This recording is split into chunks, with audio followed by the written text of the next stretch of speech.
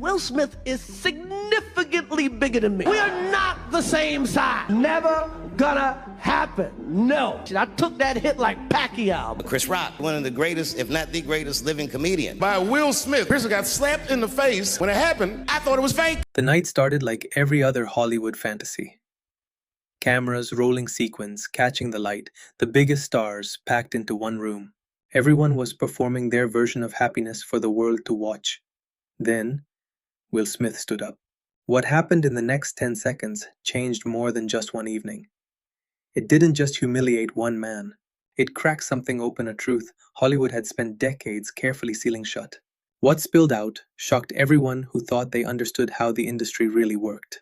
Here's the thing nobody talks about enough. Will Smith didn't just slap Chris Rock. He handed two of the greatest comedians alive the sharpest, most devastating material of their careers.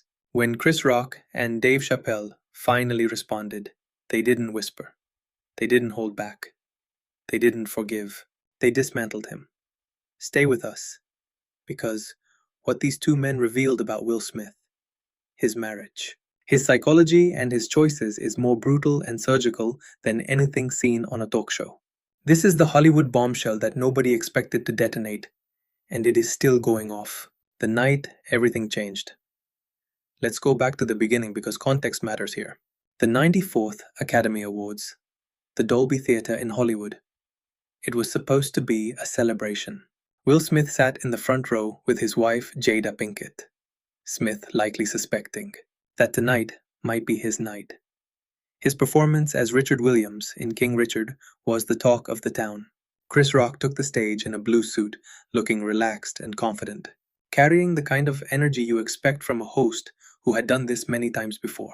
He looked out at the audience, spotted Jada Pinkett Smith's shaved head, a result of alopecia, an autoimmune condition causing hair loss, and made what he later called a nice joke.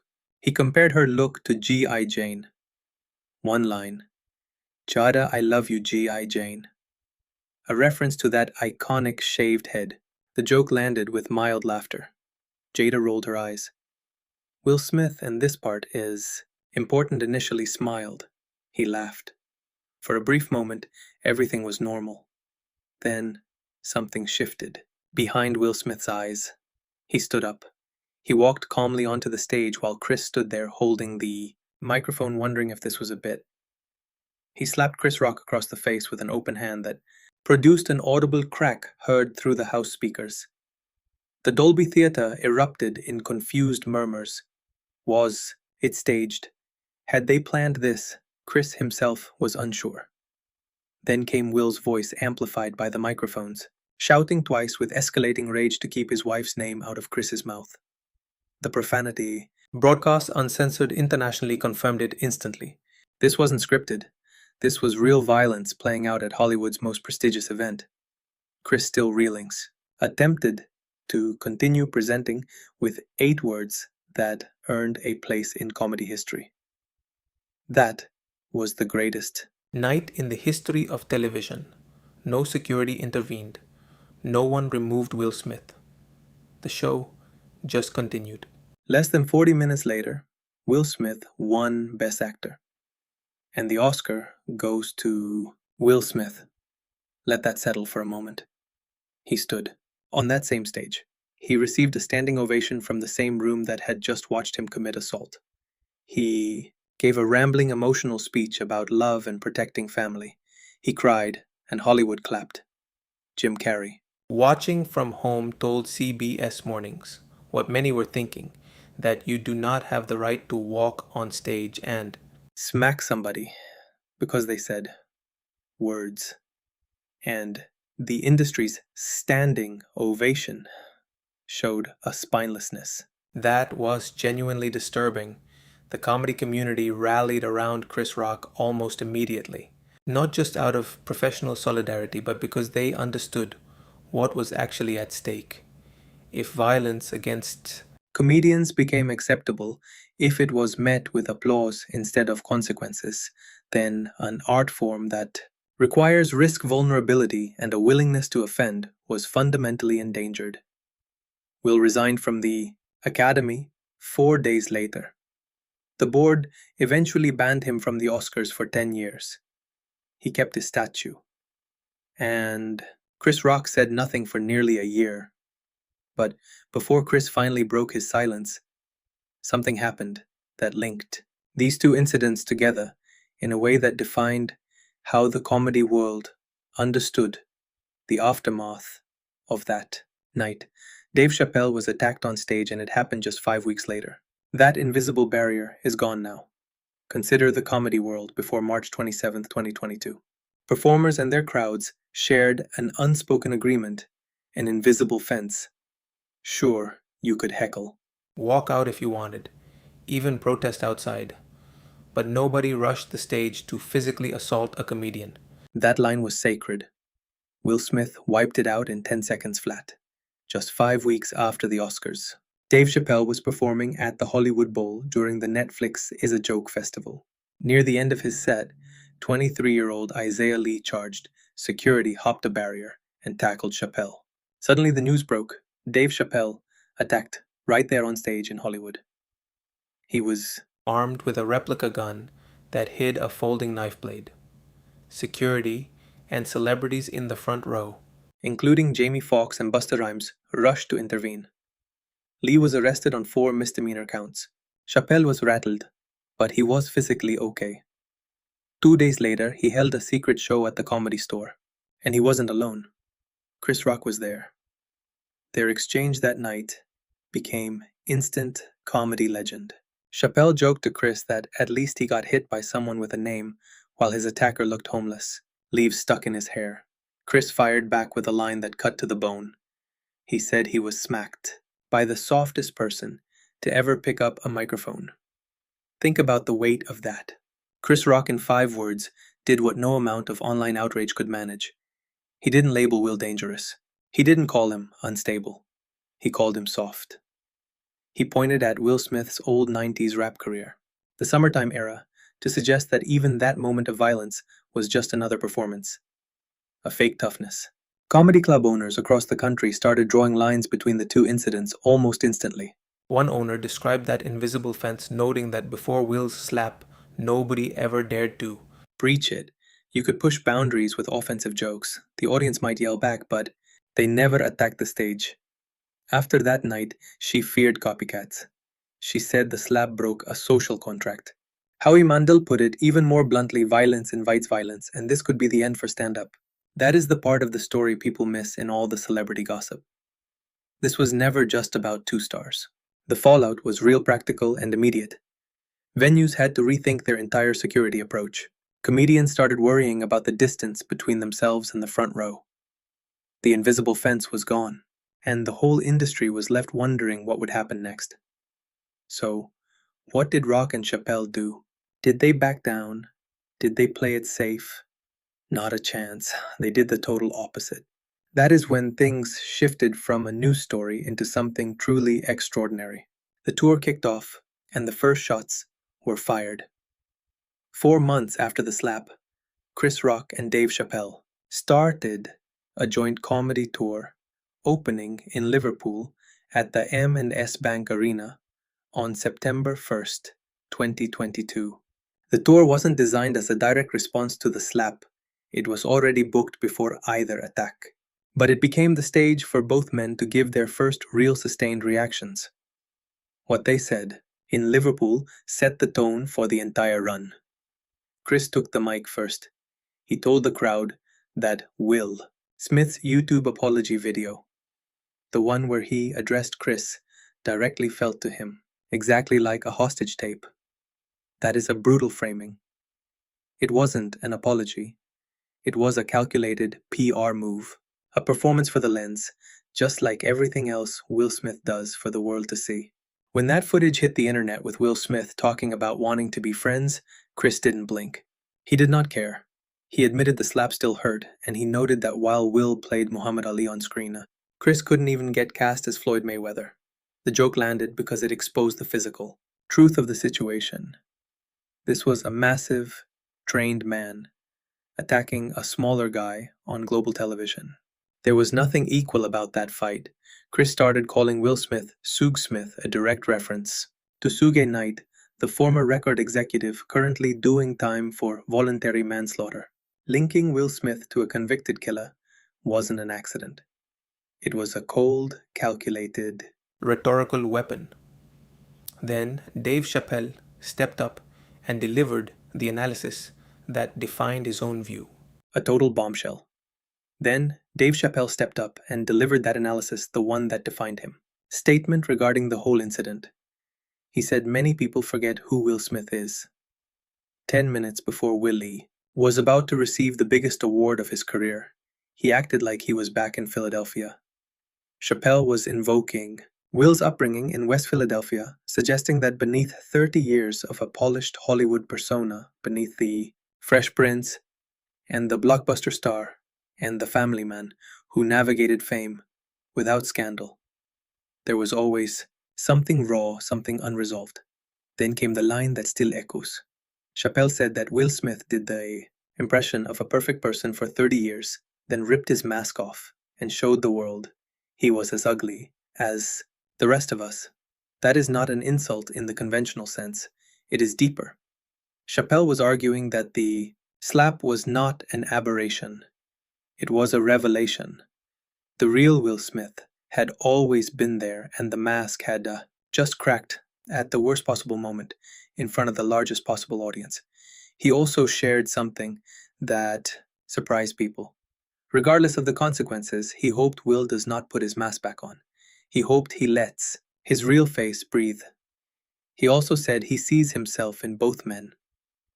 That final part separates Chappelle's commentary from simple condemnation. He was not just piling on.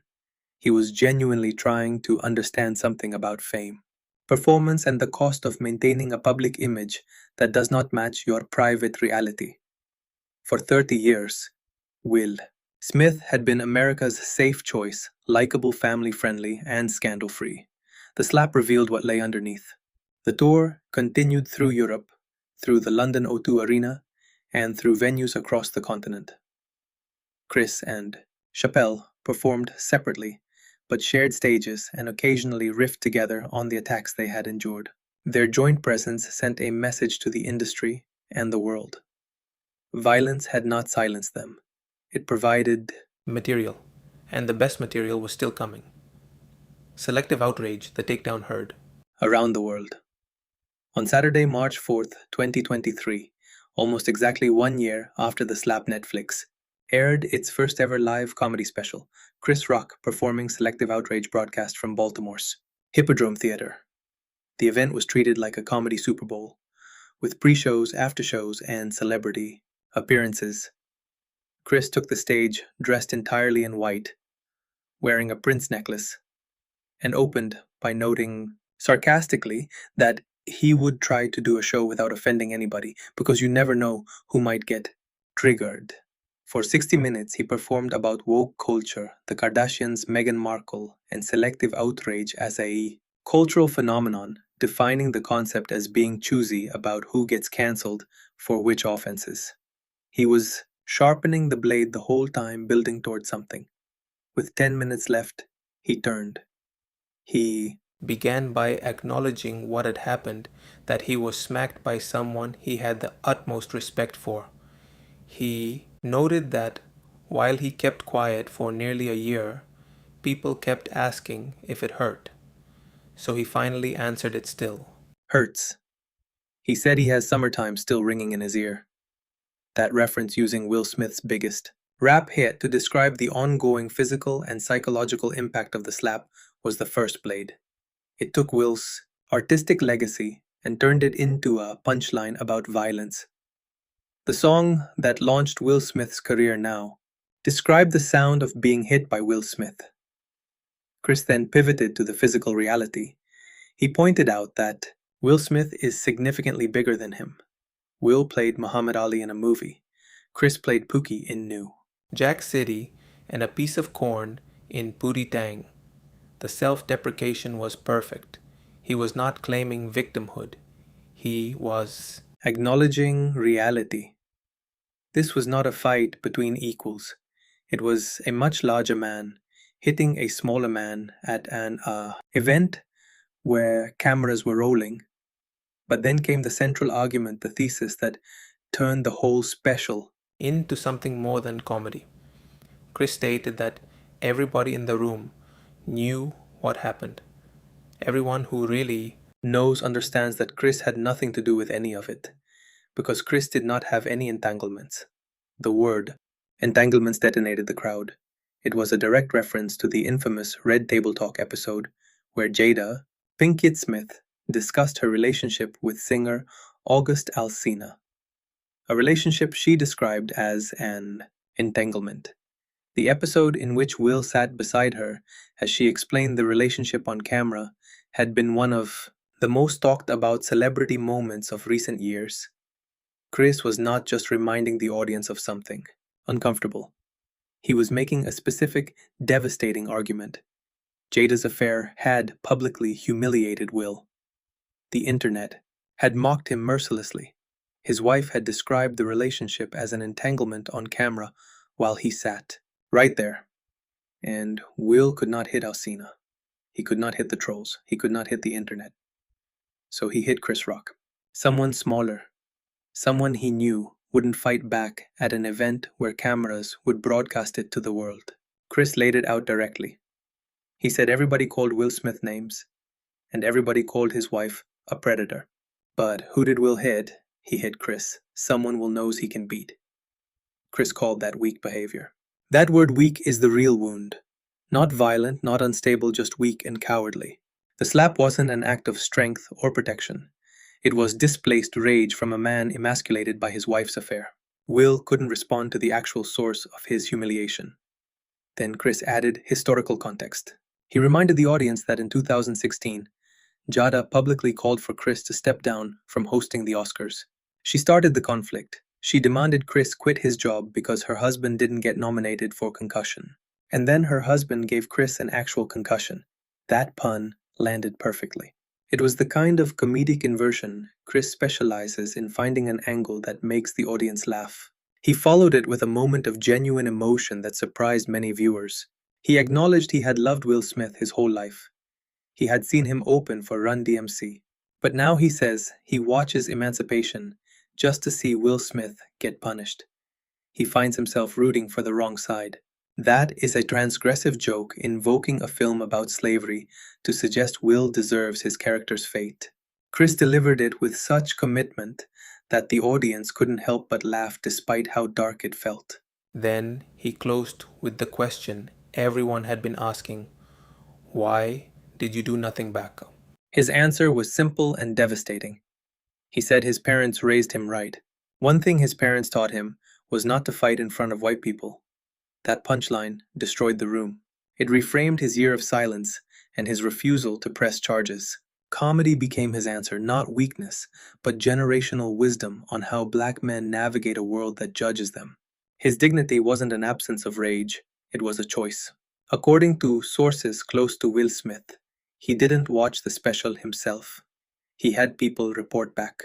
He reportedly feels hurt and believes that after trying to make amends, Chris should move on. He is upset that Netflix was involved and feels that Chris insulting Jada again crossed a line. Here is a question worth sitting with. Was Chris Rock's takedown a necessary public reckoning? Or did it go too far by dragging Jada and their marriage into the spotlight? Leave your thoughts in the comments because this remains one of the most debated questions in the situation. The Dreamer Chappelle's philosophical response. On December 31st, 2023. Netflix released Dave Chappelle's latest special, The Dreamer. While not laser-focused on the slap-like selective outrage, Chappelle dedicated substantial time to the incident from a different perspective. He was notably more empathetic, more philosophical, and more interested in understanding than in punishing. Chappelle opened by describing Chris getting slapped at the Oscars as one of the craziest things he had ever seen. He told the audience he was in Saudi Arabia, where you can speak more freely than in America. He admitted that when he watched it live, he thought it was fake. The idea that this was real violence at the Oscars seemed impossible, even as he watched it unfold. Then he revealed something intimate. He said that after the slap, he waited 40 minutes. He waited as long as it would take Chris to reach another party, then called him on FaceTime. Chris picked up immediately. He told Chappelle he was the only person he had answered the phone for. Obama had called. Oprah had called. The most powerful people in the world had reached out to check on Chris. He did not answer any of them. He answered Dave Chappelle. Why does that matter? It tells you something about where Chris actually was emotionally. He did not want celebrity sympathy. He did not want to be handled. He wanted to talk to a peer, someone who understood the violation. He wanted a fellow comic who saw him as a person, not a victim or a spectacle. Chappelle also made the most darkly funny observation about what might have happened if Will had slapped him. He said he still does not know what he would have done, but he knows what Will Smith would not have done afterward. Definitely wouldn't have enjoyed the rest of his night. That joke carried a sharp, unmistakable threat.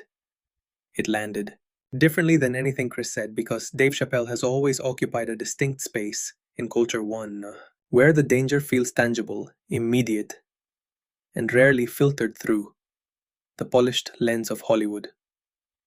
But what makes the Dreamer essential, and what separates it from just piling on, is Chappelle's choice to see Will Smith as a human being. While Chris painted Will as a coward, Chappelle portrayed him as damaged and real. The slap, in his view, wasn't Will at his lowest. It was Will finally breaking free after 30 years of performing perfection. He echoed that mass metaphor he mentioned in Liverpool. Will Smith played the role of a perfect person. For 3 decades, until the mask shattered, underneath he was just as flawed, as rage-filled, and as confused as the rest of us. Chappelle's empathy feels genuine, not forced. He didn't excuse the violence, he simply contextualized it. He suggested that fame doesn't fix human brokenness, it just amplifies it. And that 30 years of presenting a flawless image to the world eventually carries a price that someone has to pay one way or another. The fact that Chappelle admits he sees himself in both men is central to understanding the whole mess. He understands Chris's violation. He also feels the weight of Will's rage.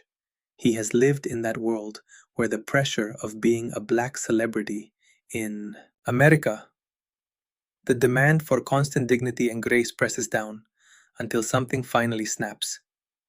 Together, Selective Outrage and The Dreamer offered 2 different but overlapping reactions to that same moment.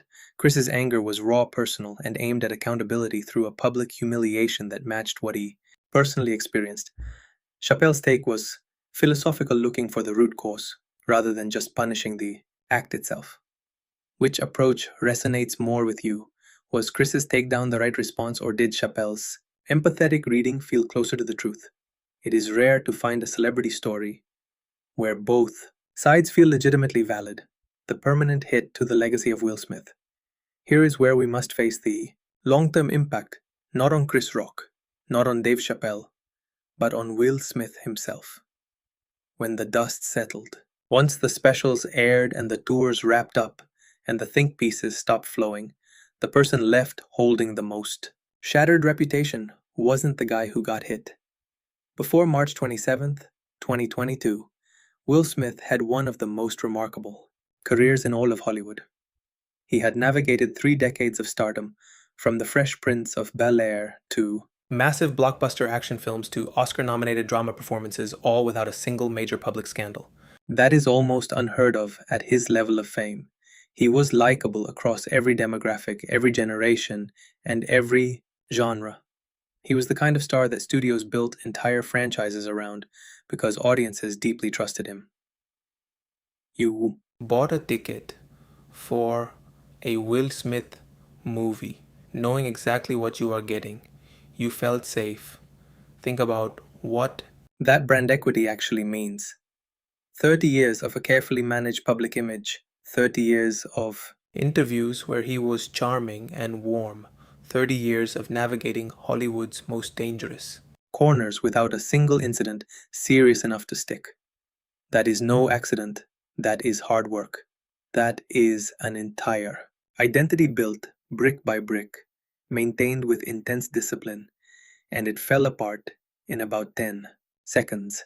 The 10-year Oscars ban is the formal institutional consequence, the Academy's way of putting a mark on record of drawing a line for the cameras. But the informal consequences are arguably far bigger and much more permanent because no board vote can fix them. The name Will Smith is now inseparable from that slap. Every interview, every red carpet, every new project is followed by it. His attempt to rebuild the YouTube apology video, the press tours for emancipation. The slow return to social media has been met with the kind of skepticism that does not easily fade, the kind that follows a person into every new room they walk into. There is also the cruel timing of it all. Emancipation, his first big project after the incident, was a serious, powerful film about a man enduring unimaginable pain with great dignity. It was exactly the kind of performance that under normal circumstances might have earned him another Oscar nod. Instead, it became a side note. The talk around the movie was never really about the film. It was always about him. About whether you could watch him suffer on screen without thinking of his actions. About whether you were meant to root for him. Chris Rock's comedy special made sure the public narrative would never turn into something forgiving. It wasn't just that Will Smith had a rough night. The narrative, now the one that Chris spent a year sharpening before. With clinical precision, it paints this picture. Will Smith was publicly humiliated by his wife's affair. Unable to face the true source of that pain, he turned his rage toward a safer target. He struck at a global event, knowing the cameras would roll and Chris Rock would not fight back. That framing is brutal. Whether it is fair or reductive, it is devastatingly effective. It rewrites the slap. It moves it from a moment of raw human emotion into something cold, something calculated. It makes the act seem like a choice, and a coward's choice at that. This accusation did not come from a tabloid. It came from the man on that stage. Chris Rock felt the impact. He looked Will in the eyes and spent 12 months crafting his response. Then he delivered that precise, cutting assessment to millions of Netflix subscribers. Dave Chappelle added another layer that hit just as hard. While Chris was specific about the weakness of the act, Chappelle used a mask metaphor. It suggests that the person we thought we knew for decades was always just a performance. That the real Will Smith was always more volatile, more wounded, and more complicated. The slap was not a sudden departure. It was the moment the real man finally arrived. That kind of damage lasts. It does not just attach a bad memory to a name. It retroactively colors every interview, every speech, and every smile you remember. You start to wonder, was any of that warmth actually real? Together, these specials function as a cultural verdict, not a legal one. Chris declined to press charges, but that decision might prove more lasting than any courtroom ruling. Two of the most influential black voices in comedy examined what Will did and named it clearly. They delivered that analysis to a global audience of millions. You do not recover from that quickly. A standard public relations performance will not fix it. The future is an open question, mostly because Hollywood has a messy history with redemption. The industry has rehabilitated stars after situations far more extreme than a single slap. It often ignores bad behavior when a person remains sufficiently profitable or talented. Can Will find a project or a moment of vulnerability strong enough to shift the narrative? That is the real question, and the answer will reveal what the industry truly values. Chappelle made it clear that the path back does not run through polished apology videos. It requires genuine honesty. It means letting the real face breathe instead of hiding behind the mask. Is Will capable of that? Can a star who spent 30 years building an image simply let it go? That remains to be seen. What is your take on this? Is his career truly recoverable after being analyzed so relentlessly on the global stage? Or has the combination of the slap and these specials permanently changed how we see him? Leave your honest thoughts in the comments, because your answer says a lot about us. It reveals what we actually demand from our icons when they finally trip and fall. Now, let us look at the bigger picture, because the ripples go far beyond just one reputation. The aftermath of that night changed stand-up comedy in ways we are still processing. The invisible barrier is gone. Danny Zoldan, who runs Stand Up New York, put it perfectly. There was an unwritten social contract that protected performers from physical harm. It was never a formal rule, but it was understood by everyone in the room. Audiences stayed off the stage. Comedians pushed their limits. The worst you expected was a heckle or someone walking out the door. But Will Smith changed that dynamic entirely. It was never official. No formal rules. Just an unspoken vibe everyone understood. Fans stayed seated. Comics could test boundaries. Maybe someone walked out or yelled back. But then came the Slap Will Smith's act. The televised slap had global reach. It triggered light professional heat and killed a major contract. Copycats surfaced fast. 5 weeks later, Dave Chappelle was attacked. Other comics started feeling the shift. They reported rising security fears. Audiences grew hostile. That fragile sense of safety required for live shows began to crumble. Clubs had to put up barriers. Protocols shifted. Comedy venues suddenly faced threats they never imagined before. But consider this. Chris Rock and Dave Chappelle didn't run away. They refused to play it safe. They launched a joint tour instead. They stood in front of thousands night after night. They took those attacks and turned them into some of the most discussed comedy of the decade. That kind of courage rarely gets enough credit. Stand-up is a unique, vulnerable art form. A lone comedian on stage. No props, no safety net. Nothing but an unspoken pact. That pact promised the audience would not physically hurt them. When that deal shattered, the pressure spiked. The easy move: armor up, build walls, stick to safer jokes. They chose the harder path. Through sheer action, they proved that comedy cannot be bullied into silence. The answer to violence isn't hiding, it is more performance, more risk. Telling truths that powerful people want buried. This legacy is what matters. It carries more weight than any single joke or headline feud. Two of comedy's biggest voices refused to let a violent act draw boundaries around their work. Here is the reality of the situation. Will Smith slapped Chris Rock because he felt he could. Maybe because Chris was smaller, or because the cameras were running, or because Will Smith felt he had to project something. Strength, protection, love. He was acting out a role because his private life felt empty. That is the argument Chris Rock makes. It is a devastating critique precisely because it feels so clinical. Dave Chappelle saw it differently. He understood fame as a mask and the heavy price of keeping it on. He saw that when the mask finally breaks, the raw version of a person comes out.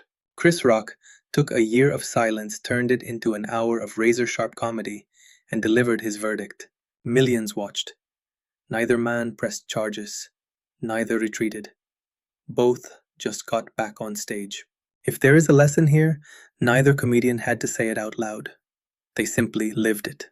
The strongest way to fight back is to keep talking. Say more. Say it better. Make every word count. Chris Rock and Dave Chappelle did not just move past it. They created art that will survive the headlines. They outlasted the apologies and the temporary social media outrage.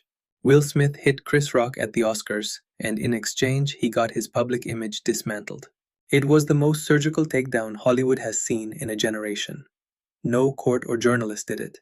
It was two comedians with microphones and the nerve to speak their minds. This is the power of comedy at its best. Telling the truth that everyone else is too polished to touch. And they did not hold back.